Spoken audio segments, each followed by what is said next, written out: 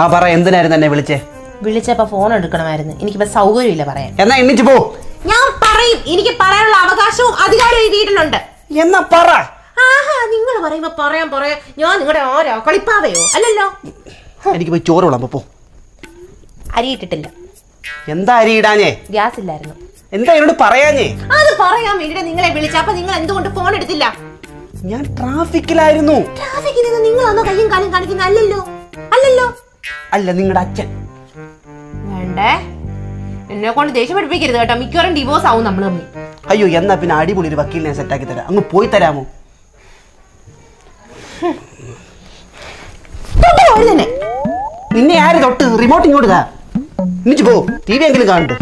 എന്താ വാങ്ങിയത്?